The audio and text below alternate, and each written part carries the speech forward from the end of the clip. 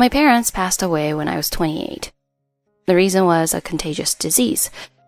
They went on a trip abroad and unfortunately caught a local infection. My father was a top heart surgeon, and my mother was a leading anesthesiologist. Both of them were highly regarded not just in the US, but also all over the world. They worked tirelessly every day to raise us. Growing up seeing them work so hard, I followed in their footsteps and pursued a career in medicine. My older sister became a successful entrepreneur and now runs multiple businesses. Her dream is to build a hospital where I can work as a doctor, and that has become my goal as well. Now that our parents are gone, my sister and I support each other, but I never expected things would turn out the way they did. My name is Lily. I am the younger of two sisters, and I'm 29 years old. My older sister is 30. I work as a surgeon at a university hospital while my sister manages various businesses as an entrepreneur. She is single, whereas I got married last year. My husband John is the same age as my sister. We met at a small bar where I used to go after work with my colleagues. John was the bartender there.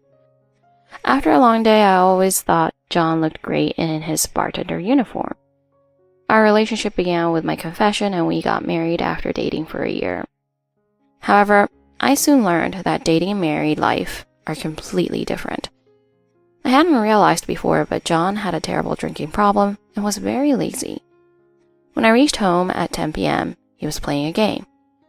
"Hey, why didn't you return my calls? I went to the bar earlier, but it was not open." "Oh, have you been there?" "Why was it closed?" "I told you, I quit." "Quit? Why?" I was taken aback by John's abrupt statement. Annoyed by my reaction, John responded, "Well, when you think about it, it doesn't make any sense. You're rich, so what's the point of me working?" What are you talking about?" I couldn't understand John's comments at all and could only stare in disbelief. "I want to live freely. No risks, without worrying about what society thinks, just doing what I love. Isn't that what life is really about?" John spoke proudly, but I was stunned by the huge difference in our attitudes toward work. I had always assumed John was working normally. Later I found out he had missed work several times while I was at the hospital. However, John showed no sign of remorse and casually admitted it. When I found out, I was so angry that I lost all words to respond. For now, I was disappointed at John's complete lack of intention to stop playing the game. I asked him, trying to hold back my frustration. "So how long have you been playing this game?" "Since around noon." "No way." I raised my voice in disbelief. This was because during the noon hours that day, a serious car accident had occurred and I had to miss lunch to deal with the emergency.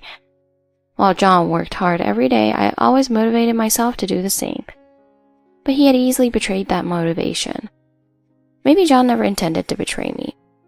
The results were far from the expectations I had inflated on my own, and that was what made me so disappointed. I decided to think that John wasn't at fault. At that moment, John, with a smirk on his face, asked an unexpected question. "By the way, what happened with your father's inheritance? Wasn't it supposed to be a lot?" "Huh?" I was momentarily taken aback. I never expected such a topic to come up suddenly. My parents passed away right after I got married, and as John said, the inheritance procedures were completed. While my parents were highly sought after for their excellent medical skills, both domestically and internationally, my mother was focused entirely on her work and had little interest in money. As a result, all of her money was managed under my father's name. After deducting inheritance taxes from the total savings, about $5 million remained for my sister and me to share. The inheritance was so massive, and inheriting my mother's disinterest in money, I haven't touched it yet. I just thought I'd use it if needed in the future. In contrast, my sister quickly started a new business and used the funds for that. When John suddenly brought up the inheritance, I was taken aback and couldn't stop staring at his face. During that time, John seemed to eagerly watch me. When I came to my senses, he had a relaxed smile and asked, "So how much are you going to give me?" And it seems to think that he received some of the inheritance I received. "What's gotten into you all of a sudden?" "You're so oblivious. Think about it. With a wife who's waiting with a fortune right in front of me, who would continue working just for the heck of it? Realizing that John was trying to live off the money I had, I decided to be straightforward and ask him directly, "What's your deal?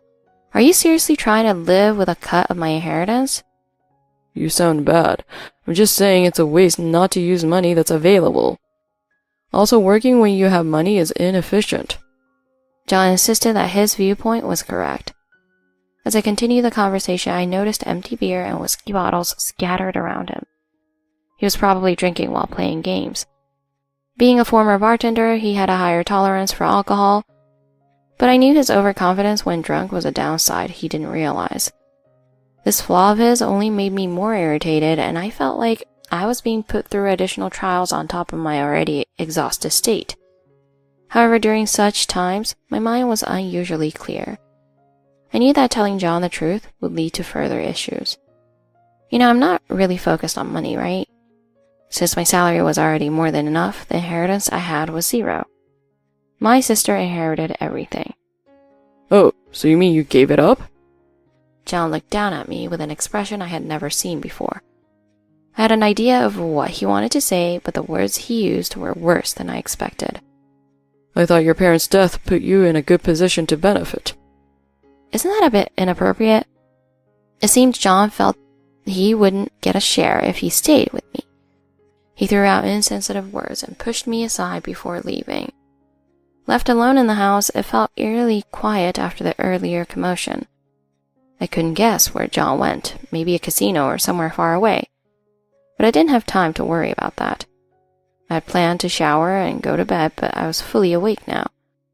I made some coffee and called my sister. "Hello, sis." Lily, what's wrong? I told her everything that happened after I came home.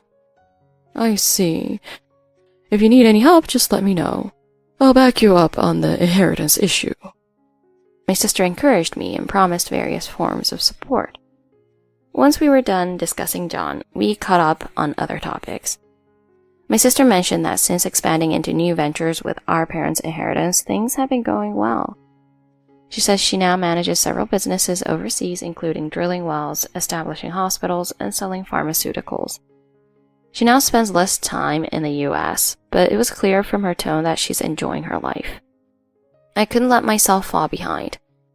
After chatting for over 2 hours, we wrapped up our call. I thought I should go to bed soon. Just then, John came back. "Where have you been?" Without answering, John approached me holding a piece of paper. Here, fill out these divorce papers. I was stunned and couldn't understand what was happening. I'm going to divorce you and remarry your sister. What? That's impossible. Well, I figured out that even if I stayed with you, I wouldn't lead a wealthy life. So I'm going to dump you before that happens. The word dump made something inside me snap.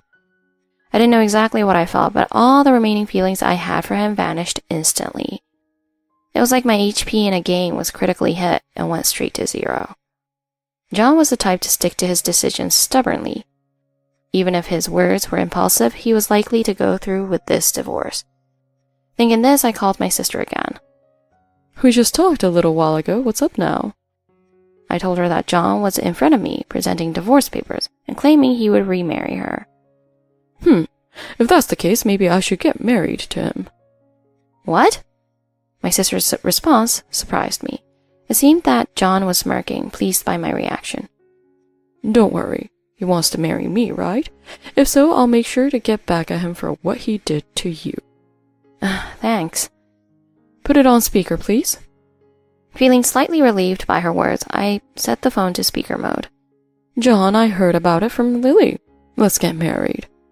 Oh, your sister is amazing. But you won't ask for a share of Lily's assets, right? Why? He wanted to share my assets. Of course, responding to your sudden proposal. I have the inheritance and will support you, but you must not touch Lily's savings. That's my condition. John reluctantly agreed.